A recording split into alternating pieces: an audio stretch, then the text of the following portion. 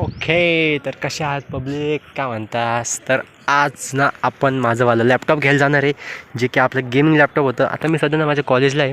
आता आज प्रॅक्टिकल होतं, तर प्रॅक्टिकल संपलं आहे. प्रॅक्टिकल देऊन बाहेर आलो आहे मी आता. तर हा आपला पहिला व्लॉग आहे. तसं मला व्लॉग बनवता आता काही येत नाही, पण आता ते ना चेहऱ्यासमोर असा कॅमेरा वगैरे धरायचं ना रे, की हॅलो गाईज कसे आहात तुम्ही, हे मला अजिबात आवडत नाही. म्हणजे विषय काय माहिती का, अजून आपण काही फेस रिव्हील नाही केला ना रे. मग फेस रिव्हील जेव्हा करू तेव्हा असं तोंडासमोर आपण कॅमेरा धरू, पण सध्या तरी आपण अशा प्रकारचंच बिना फेसचा आपण कॅमेरा. तर हे कॉलेज आहे माझं, माहिती असेल ना, संदीप युनिव्हर्सिटी. ही समोरची बिल्डिंग आहे माझीवाली. आताच प्रॅक्टिकल देऊन आलेलो आहे. आता मित्र येणार आहे, मित्राच्या गाडीवर आम्ही जाऊ तिकडं. आणि मला आधी ना, मी आता सध्या आधी घरी जाणार आहे.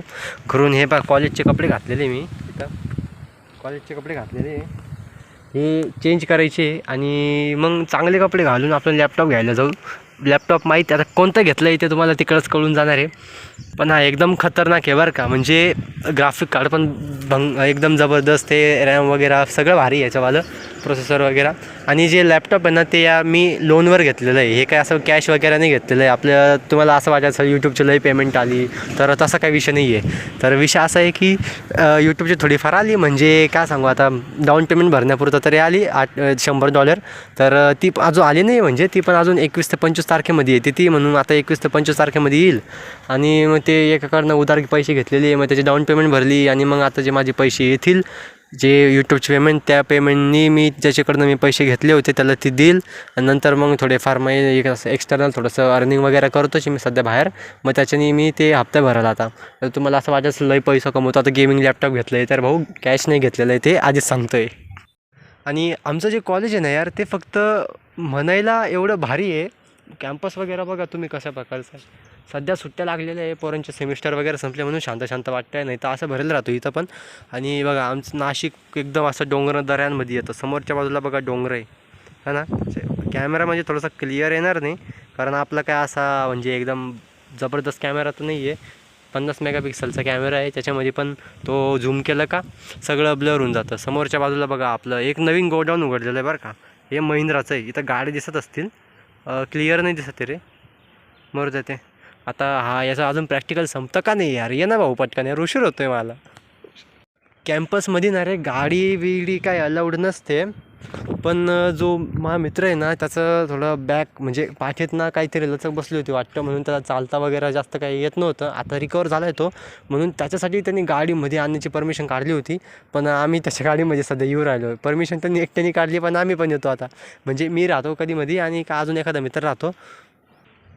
व्लॉग म्हणजे की कुठंतरी कोणी गोष्ट फिरायला गेलो, मग त्याची थोडीशी माहिती वगैरे, मग त्याचा व्लॉग बनवायचा, त्याच्यात मजा येते. मी कुठं फिरायला जात नाही, कारण माझ्यासोबत कोणी राहत नाही. आणि विषय काय आहे, आता आम्हाला सुट्ट्या लागलेल्या आहे, तर आता मी पण घराच्या बाहेर काय निघणार नाही आहे. व्हिडिओ बनवू का व्लॉग बनवू, तुम्ही लगेच असं म्हणतात की व्लॉग चॅनलला अनसबस्क्राईब कराल. मी असं वाटतं मी ते उगाच बनवलं, कारण ते कधी मजा येते जेव्हा आपण फेस रिव्हील वगैरे आणि व्लॉग बनवतो ना, तेव्हा चांगली मजा येते. म्हणजे राहू द्या त्याला, पण आता हा एक व्लॉग येईल.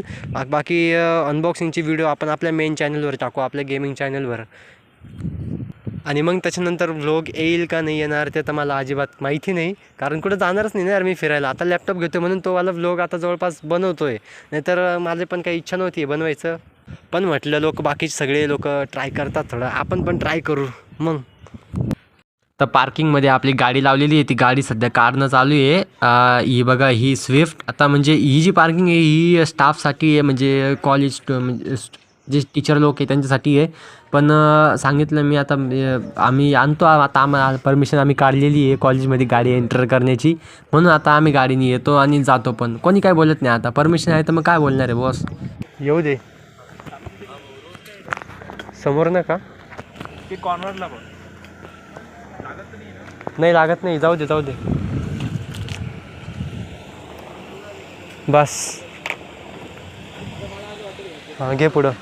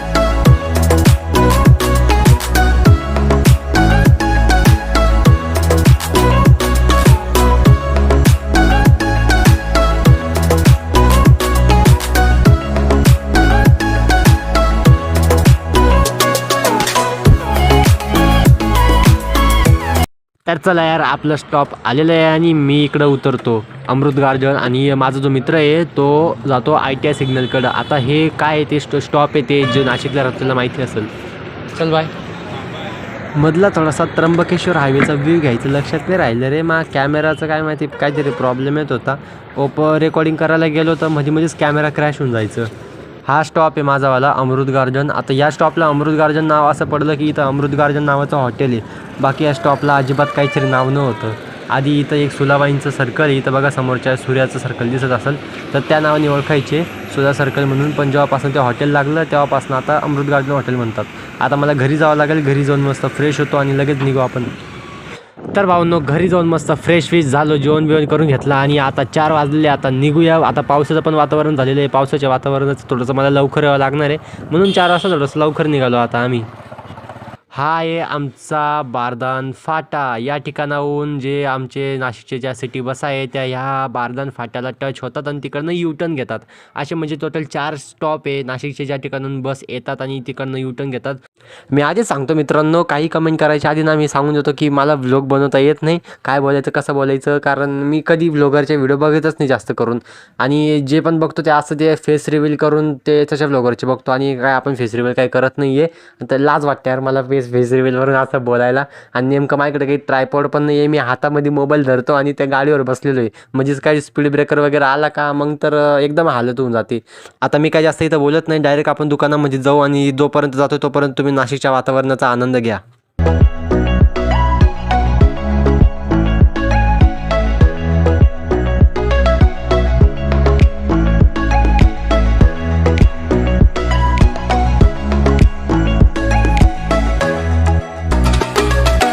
तर जवळच पोचलो आहे आपण. आता आम्ही आहे इथं कॅनडा कॉर्नर कॉलेज रोडच्या इथं आहे. कॉलेज रोड म्हणजे पुण्याचा काहीतरी असा हायफाय एरिया आहे ना, तसा नाशिकचा हायफाय एरिया म्हणजे कॉलेज रोड. मजा करायची असेल तर सगळे म्हणतात कॉलेज रोडला फिरायला चल. काही कामं धंदा नाही आहे. मी पण जातो माझ्या मित्रांसोबत पट्टे मारायला जातो फक्त कॉलेज रोडला.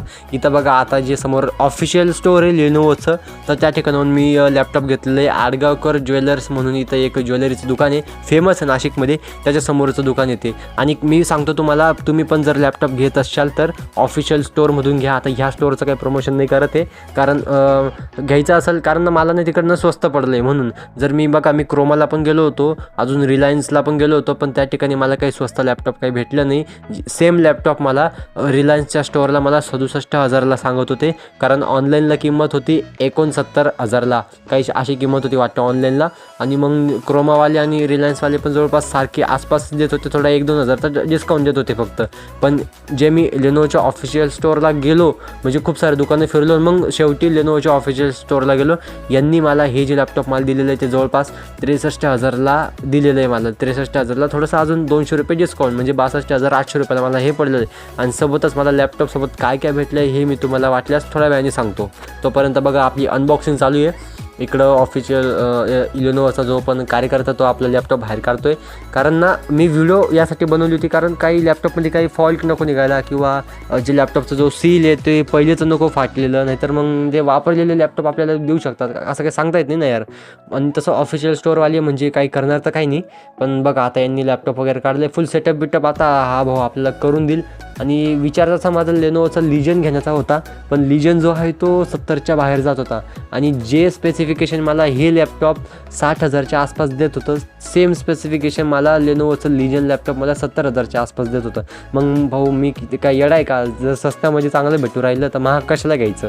आणि तसं पण लेनोवोचे जे लॅपटॉप्स असतात ना ते बिल्ड क्वालिटीमध्ये खूप चांगली असतात. आणि माझं जे लॅपटॉप हे लेनोवो आयडियापॅड गेमिंग 3 असं हे वालं लॅपटॉप आहे. आणि याची जी क्वालिटी आहे ती म्हणजे मिलिटरी ग्रेड सर्टिफिकेशन असं म्हटलं जातं ना, की लॅपटॉपवर खूप साऱ्या टेस्ट केलेली आहे, ड्रॉप टेस्ट, स्क्रीन वगैरे, तर ते सर्टिफाईड झालेलं आहे. तर मग हे लॅपटॉप ते काय करतात, बनवतात तशा प्रकारे. म्हणजे हे लॅपटॉप जर थोड्याशा हाईटवर जरी पडलं तरी या लॅपटॉपला काही होणार नाही.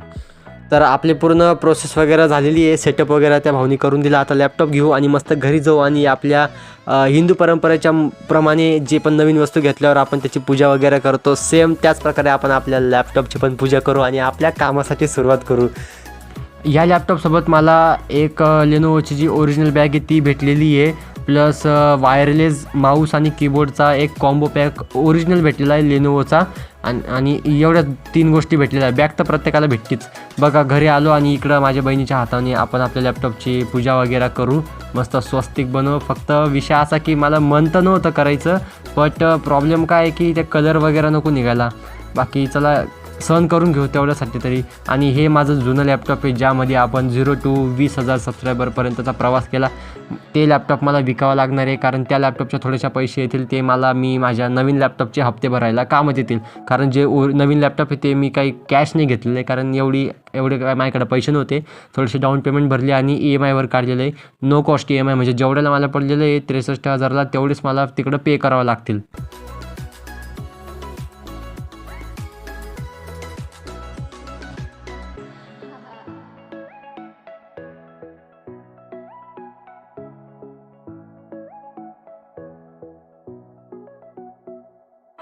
साऊंड क्वालिटी बघा यार आपल्या लॅपटॉपची.